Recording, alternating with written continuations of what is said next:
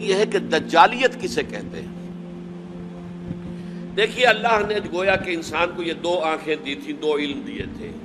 ایک علم پوٹینشلی تو ودیت کر دیا آدم کے اندر، لیکن اس کے حصول کا اپریٹس جو ہے نسل آدم میں رکھ دیا۔ آنکھ سے دیکھو، کان سے سنو، دماغ سے سوچو، چلو۔ دی بال واز سیٹ رولنگ، اب وہ گیند جو ہے وہ لڑکا دی گئی، چلتی جائے چلتی جائے چلتی جائے چلتی جائے۔ ایک علم یہ تھا۔ دوسرا علم فَإِمَّا يَأْتِيَنَّكُم مِّنِّي هُدًى، ہر سٹیج پر تمہارا یہ علم تو ابھی سٹیج بائی سٹیج چلے گا، ہر سٹیج پر ہم تمہیں ہدایت بھیجتے رہیں گے۔ ہدایت سے مراد کیا؟ یہ کرو یہ نہ کرو، do this don't do this, اسی میں تمہاری خیر ہے، اسی میں بھلائی ہے، لیکن تم جانتے نہیں، تم سمجھ نہیں سکتے، تمہیں ابھی فہم نہیں ہے۔ بچے کو آپ کہتے ہیں بھائی یہ مت کرو، آپ یہ نہیں سمجھا سکتے کہ کیوں نہ کرو، وہ بچہ ابھی کیا سمجھے گا کیوں نہ کرو۔ ہاں بڑا ہو کر جو ہے اس کی سمجھ میں آ جائے گا کہ واقعی بات صحیح کہی گئی تھی، مجھے یہ نہیں کرنا چاہیے تھا۔ تو ابتدا میں جو احکام آئے ہیں وہ صرف احکام، حکمت ابھی نہیں دی گئی تھی، پھر رفتہ رفتہ حکمت دی گئی۔ تورات میں صرف احکام ہے، حکمت ہے ہی نہیں۔ انجیل میں صرف حکمت ہے، احکام ہے ہی نہیں۔ قرآن میں آ کر حکمت اور احکام جمع ہو گئے، کتاب اور والحکمہ یہ دونوں کے دونوں آ گئے۔ لیکن انسان نے جب ایک آنکھ کر لی بند، یہ ہوا ہے پوسٹ رینائسنس یورپ۔ یورپ میں جو انتہائی تاریکی چھائی ہوئی تھی، نہ سائنس کا علم پڑھنے کی اجازت تھی، نہ فلسفہ کا علم پڑھنے کی اجازت تھی۔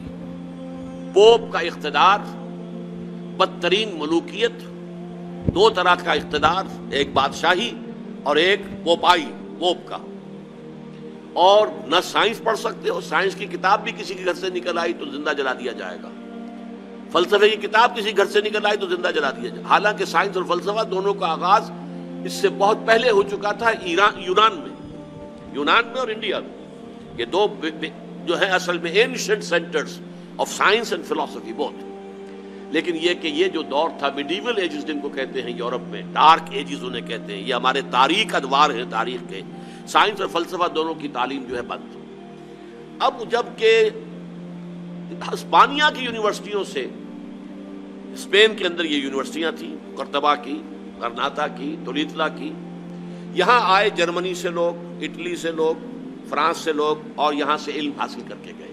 ان کی آنکھیں کھولی، آنکھیں کھول کر جا کر انہوں نے اپنے ملکوں کے اندر تحریکیں شروع کی، احیاء العلوم، رینائسنس، ریفارمیشن، مذہب کے اندر اصلاح۔ اس کے نتیجے میں یہ علم شروع ہوا وہاں اب دوبارہ، لیکن مذہب کے خلاف شدید نفرت پیدا ہو چکی تھی پوپ کے طرز عمل کی وجہ سے۔ انہوں نے ہمیں روکے رکھا، سائنس پڑھنے سے روکے رکھا، انہوں نے ہمیں فلسفہ نہیں پڑھنے دیا۔ اس کی وجہ سے جو رد عمل تھا دشمنی کا، تو مذہب سے بالکل انہوں نے آنکھ بند کر لی، مذہب کو دفع کرو، صرف سائنس پڑھو۔ اب نتیجہ کیا نکلا؟ ایک آنکھ بند اور ایک آنکھ چوپٹ کھل گئی۔ یہی تو زمانہ ہے کہ جس میں سائنس کی ساری یہ ایکسپلوژن ہوا ہے، زوردار دھماکے ہوئے، کہاں سے کہاں انسان پہنچ گیا۔ اس میں نتیجہ کیا نکلا ہے کہ وہ ایک آنکھ کی جو ہے یافت، وہ تو آسمان سے باتیں کر رہی ہے اور ایک آنکھ بند ہے۔ یہ دجالیت ہے، اس لیے کانا دجال کہلاتا ہے۔ دو آنکھیں اللہ نے دی تھی، ایک آنکھ یہ ایکوائرڈ نالج والی، ایک آنکھ ریویل نالج والی۔ ریویل نالج سے آنکھ بند اور ایکوائرڈ نالج والی آنکھ چوپٹ کھل گئی۔ آج ہمیں خواص اشیاء کا علم حاصل ہو چکا ہے، پراپرٹیز آف میٹر، وی نو دم۔ آج ہمیں کاسموس کا علم بہت زیادہ حاصل ہو چکا ہے، اور یہ علم اس حد کو پہنچ گیا ہے کہ چاند کو ہم اپنے پاؤں تلے روند کے آ گئے۔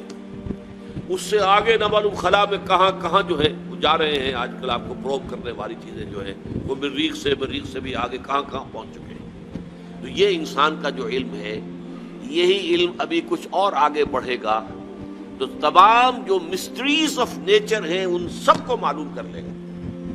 موت و حیات، مردہ کو زندہ کرے گا دجال، یہ صلاحیت اس میں آ جائے گی۔ زمین بنجر پڑی ہوگی، کہے گا کہ اس میں فصل ہونی چاہیے، ہو جائے گی۔ بارش نہیں ہو رہی، حکم دے گا اور بارش ہوگی، فاصلے ختم ہو جائے، اور ہو چکے ہیں virtually. This world has become a global village. یہ دجالیت ٹیکنالوجی کی وجہ سے اور فزیکل سائنسز کی ترقی کی وجہ سے یہ دجالیت جو ہے اب اس مقام تک پہنچنے میں تھوڑی سی کسر رہ گئی ہے. یہ ٹوٹا ہوا تارا مہ کامل نہ بن جائے، لیکن یہ مہ کامل اگر یہ اس وحی کی رہنمائی سے مستغنی رہے گا، اگر انہوں نے اپنی آنکھ بند رکھے گا، تو یہ دجال بن جائے گا، دجال اکبر. اور یہی در حقیقت اس دور کی سب سے بڑی ٹریجڈی ہے، اس دور کا سب سے بڑا المیہ ہے. ہمارا کام کیا ہے؟ دونوں علوم کا حصول. اچھا، مذہبی لوگ اس دوسرے علم کو سمجھتے ہیں کہ یہ سیکولر دنیاوی علم نہیں، یہ بھی علم ہے. علامہ آدم الاسماء تو اللہ نے سکھایا تھا، لہٰذا اس کو ڈسکارڈ کر دینا کہ یہ ہمارا دینی علم ہے. نہیں، دین تو در حقیقت پوری دنیا کو محیط ہے. لہذا یہ جو علم ہے اس کو ہم کہتے ہیں، اس کو بڑا پیارا نام دیا ہے ڈاکٹر رفیع الدین مرحوم و مغفور نے، کہ this universe is the work of God and Quran is the word of God. کتنا فرق ہے؟ ورک، ورڈ کے اور ڈی کا فرق ہے.